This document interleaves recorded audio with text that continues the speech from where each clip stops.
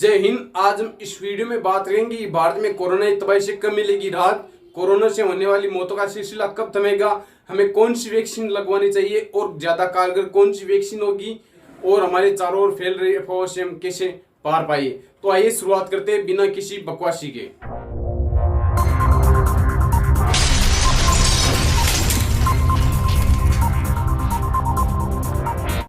देखिए, भारत एक बहुत विविधता वाला देश है जिसमें कि पश्चिम भारत हो या फिर उत्तर प्रदेश के प्रयागराज, लखनऊ, मथुरा या फिर बड़े शहर जैसे दिल्ली, मुंबई, चेन्नई, कोलकाता, इन बड़े शहरों में कोरोना की अचानक से दूसरी लहर आ चुकी है और इन्हीं क्षेत्रों में कोरोना से सर्वाधिक जनहानि हुई है और इन्हीं क्षेत्रों में वर्तमान में कोरोना की सेकंड वेव चल रही है। बंगाल हो चाहे उत्तरी पूर्वी भारत, जिसमें कि कोरोना की दूसरी सेकंड वेव लगातार अब बढ़ना शुरू हो गई, जो कि आने वाले समय में काफी तबाही मचा सकती है, जिसके लिए हमें तैयार रहना हो। लेकिन इसे लेकर अगर सरकार थोड़ी सी सावधानी बरते तो हम इससे पार पा सकते हैं और ज्यादा से ज्यादा लोगों को संक्रमित होने से बचाया जा सकता है। देखिए, कोरोना की दूसरी लहर का वैज्ञानिकों को पहले से मालूम तो था, अंदाजा तो था, लेकिन वायरस म्यूटेट होकर इतना ज्यादा इन्फेक्शन हो जाएगा इसका पता, इसका अनुमान किसी को भी नहीं था। भारत में प्रतिदिन 4 लाख मामले आने की आशंका तो थी, लेकिन इतनी तेजी से बढ़ेंगे इसका अनुमान किसी ने नहीं लगाया था। कोरोना के 10 से 20 हजार मामले बढ़कर अचानक से 3.5 से 4 लाख मामले हो गए, जिससे अचानक हॉस्पिटलों में बेड और आईसीयू, ऑक्सीजन जैसी मेडिकल सुविधाओं की अचानक से मांग बढ़ गई थी। हालांकि पिछली बार मामले धीमी रफ्तार से बढ़े थे, इसलिए हेल्थ केयर सिस्टम को तैयारी करने के लिए बहुत समय मिल गया। हालांकि अभी भी अस्पताल इसे लेकर बहुत जल्दी काम कार्य में लग रहे हैं। अगर हम वायरस के नेचर को देखें तो कोरोना की तीसरी वेव यानी थर्ड लहर का आना संभावित है, लेकिन वैज्ञानिकों का कहना है कि तीसरी लहर इतनी भयानक नहीं होगी और साथ ही तीसरी लहर से बचने के लिए हमें ज्यादा से ज्यादा लोगों को वैक्सीनेट करना होगा, जिससे कि हम कोरोना की तीसरी लहर से ज्यादा प्रभावित ना हो सके। Serum institute of India SII, जो कि वर्तमान में भारत में कोविशील्ड वैक्सीन का निर्माण कर रहा है, उनका कहना है कि जुलाई तक भारत में वैक्सीन की कमी रहेगी, क्योंकि सीरम इंस्टीट्यूट ऑफ इंडिया का कहना है कि सरकार ने हमें ऑर्डर नहीं किया था। दूसरी बात, SII serum institute of India के एक प्लांट में आग लगने से उसका एक प्लांट तबाह हो गया, जिसमें प्रोडक्शन में काफी प्रभावित हुआ था।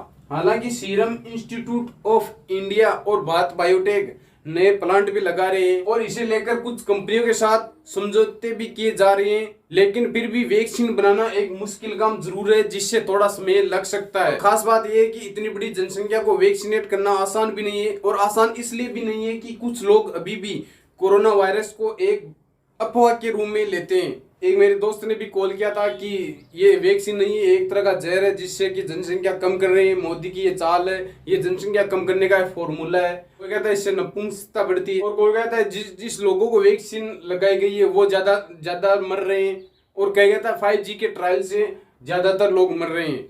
कोरोना वायरस से एक भी व्यक्ति नहीं मरे। पता नहीं तुम लोग कौन सा नशा करते हो, पता नहीं तुम लोग कौन सा नशा करते हो। तो जो लोग इस कोरोना वायरस को एक अफवाह मानते हैं, हम भी उन लोगों के बिल्कुल डाउट क्लियर करेंगे कि हम जो लोग कहते हैं कि वैक्सीन एक जहर है, इससे ज्यादा लोगों को मारा जा रहा है, तो हम कहते हैं कि भाई साहब ये देखिए, खैनी, तंबाकू, गुटखा, बीड़ी, सिगरेट और वाइन्स, इन सब पे लिखा होता है कैपिटल अक्षरों में, वो भी बड़े बड़े अक्षरों में लिखा होता है तंबाकू स्वास्थ्य के लिए जानलेवा है, शराब स्वास्थ्य के लिए हानिकारक है, फिर भी लोग इसे बेधड़क बेवजह खाते पीते रहते हैं।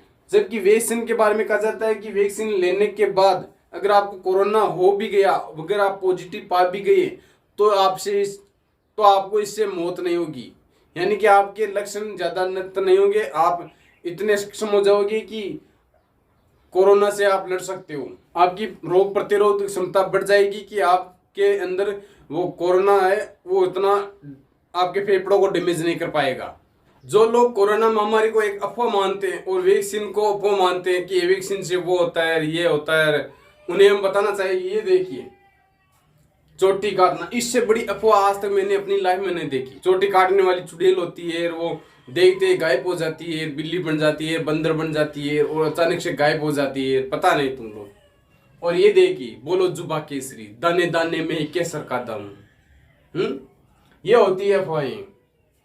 और आपको बताया जा रहा है कि वैक्सीन पूरी तरह से सक्सेस है और ये इससे वैक्सीन लगने के बाद इससे कोरोना तो होगा लेकिन आपकी जान नहीं जा पाएगी। आप इतने मजबूत हो जाओगे कि आपकी रोग प्रतिरोधक क्षमता इतनी मजबूत हो जाएगी कि आप कोरोना से आसानी से लड़ सकते हो, आप उसे कोरोना को हरा सकते हो। इसलिए आपसे कहना है कि आप वैक्सीन लगवाइए। कई लोग कहते हैं कि इससे नपुंसकता बढ़ती और जनसंख्या वृद्धि कम करने का फॉर्मूला है। अगर ऐसा होता तो सरकार इस पे एक कानून लाती, अध्यादेश से कानून ले आती और एक ये संसाधन कानून पारित करती और फिर जनसंख्या वृद्धि पर कंट्रोल का एक नियम होता, कानून बनता, कानून विधेयक लाती और पास करती। और कई लोग कहते हैं कि जिनके जिनके टीका लगाए उनकी मृत्यु होती है, तो उनकी मृत्यु नहीं होती है। मृत्यु उन लोगों की होती है जिनके पहले से कोई सीरियस बीमारी है, जैसे कि टीबी हो, ब्लड कैंसर हो या फिर कोई डायबिटीज ऐसी बीमारी होती है। वो टीका लगाने के बाद भी बच नहीं पाते हैं, उनका कोई इलाज नहीं है, वो उसके हिसाब से पहले की बीमारी से मरते हैं। और कोई कहते हैं कि ये 5G के ट्रायल से ज्यादातर मृत्यु होती है। तो मैं आपको बता दें कि ऐसी टेक्नोलॉजी नहीं है जिससे लोगों के स्वास्थ्य पर इतना फर्क पड़े कि वो उनकी मृत्यु तक हो सकती है। हाँ, इनसे फर्क पड़ता है, नेगेटिव इफेक्ट पड़ता है हमारे शरीर पर, लेकिन इतना नहीं है कि 5G से लोगों में मृत्यु हो रही है। 5G अगर आपको इतना भी डाउट है तो अप्रैल 2019 से आम लोगों के लिए शुरू की गई थी, जो अभी वर्तमान में आम लोगों के लिए जैसे हमारे 4G चल रही है वैसे ही अमेरिका और दक्षिण कोरिया में 5G चल रही है। तो वहाँ पर कोई ऐसा इफेक्ट नहीं देखने को मिला है, कोई भी ऐसा साइड इफेक्ट नहीं मिला है कि 5G से लोग मरते हैं। और खास बात यह है कि जितनी क्षमता, जितनी कैपेसिटी भारत के लोगों की है उससे आधी कैपेसिटी तो दक्षिण कोरिया के लोगों की है।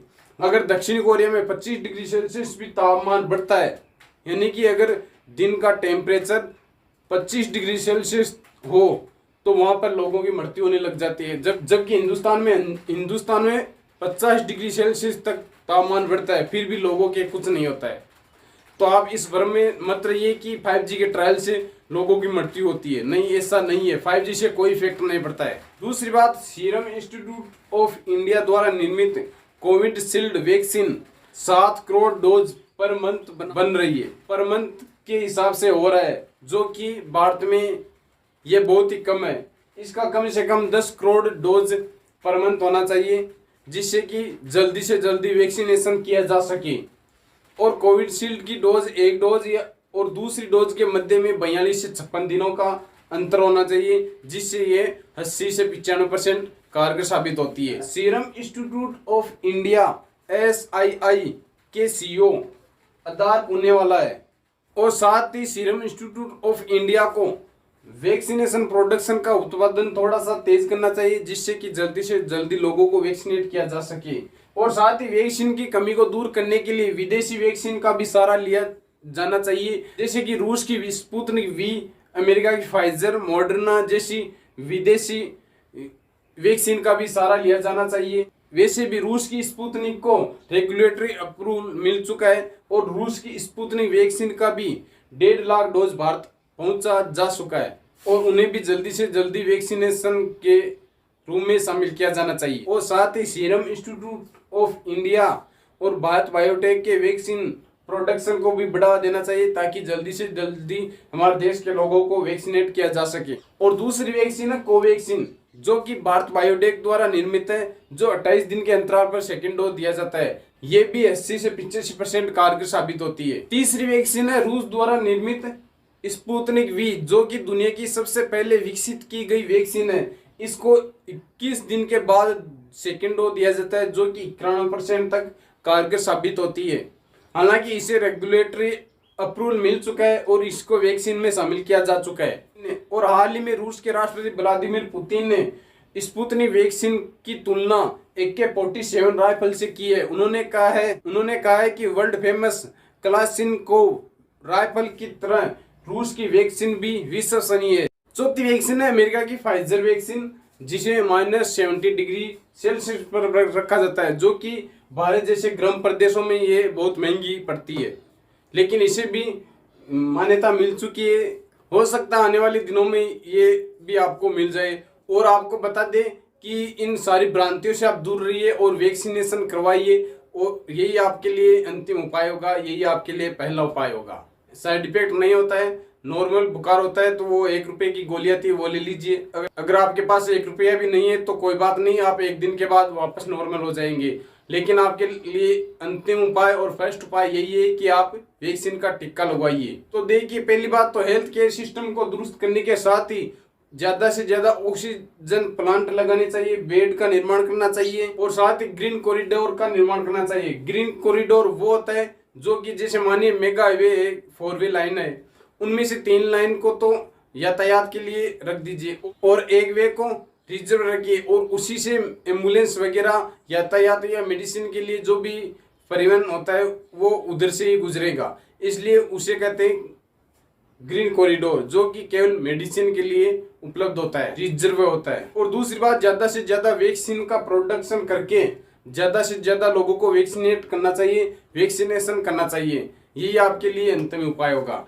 तीसरी बात, नियमित रूप से मास्क का प्रयोग कीजिए, सोशल डिस्टेंसिंग रखिए। अगर आप लंबे समय से घर पर है या अकेले में है तो आपको की आवश्यकता नहीं होगी, और अगर आप घर से बाहर जाए तो अगर आप नियमित रूप से मास्क का प्रयोग कीजिए। साथ ही कोविड-19 नोजल स्प्रे होता है जो कि इस प्रकार का होता है, इससे आप स्प्रे करके नाकों में स्प्रे करके आप इसको वायरस से बच सकते हैं। इस कोविड-19 नोजल स्प्रे को ब्रिटेन और इजराइल जैसे देशों ने मान्यता दी थी। और एक लास्ट और अंतिम और सबसे कारगर उपाय है, अगर थोड़े दिनों तक लोगों को मिलने से रोक दिया जाए तो ये संक्रमण की चेन को आसानी से रोका जा सकता है, जिससे संक्रमण फैलने से अपने आप रुक जाएगा। आई होप आप जहाँ भी हो सुरक्षित होंगे, स्वस्थ होंगे। उम्मीद करता हूँ सारी जानकारी समझ, और आप सबसे विनती करते हैं हाथ जोड़कर 15 से 20 दिन तक आप अपने आप को बचा लीजिए किसी भी तरह, और घर पर रहिए, सुरक्षित रहिए, और शादी जैसे प्रोग्राम में जाकर जीमने से बचे। अगर आप बच गए हो तो भंडारा लगाकर आराम से जीमेंगे। मिलते हैं नेक्स्ट अपडेट के साथ, तब तक के लिए जय हिंद।